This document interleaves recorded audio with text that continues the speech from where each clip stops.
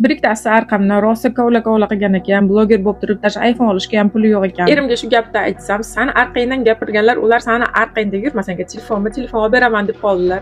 Telefon olmoqchi bo'lib yurganlarga esa eng arzon adresda atmetka qilib ketaman, bemalol borib olishlari mumkin. Kayfiyatlar ming bo'lib qaytganimdan keyin srazu uyga kelib chuchvara qilishga tushib ketdim, chunki erimda eng yaxshi ko'rgan ovqatlari chuchvara. Ana men yemog'ida qismog'i bor-ku. Kelinim plotninka qilib 200 vola qilib xamirlarni qilib bergan ekan. Qo'ling dard ko'rmasin dedimda, bir pasda xamirlarni yoyishga tushib ketdim. Aynan chuchvara tugishga kelganda qizlarimda repetitori boshlanib qoldi. Endi ikkita telefonli to'kis bo'lib qoldim-ku. Bittasida video olib, ikkinchisida velikolepniy vekni qo'yib qo'ydimda ishga tushib ketdim. Shum bola kinosida menga bu ishlar chikora taqsir deydi-ku. Xamirchalarimni kesib bo'lgandan keyin hammasini yoyib chiqdim, ichiga farshlarni solib, qarasam uyimizda to'g'ridan qornim och qoldi deydigan ovoz eshitilib qoldi. Ishimni pishiq qilib, bu yerda suvni qaynatishga qo'yib qo'ydim. Bir tovoq qilib birinchi o'rinda erimga chuchvarachalarni qaynatib berdim, dirkillatib. O'sha orada Aslzodaning dugonasi ham kelib qoldi. "O'ynashga chiqamizmi?" deb.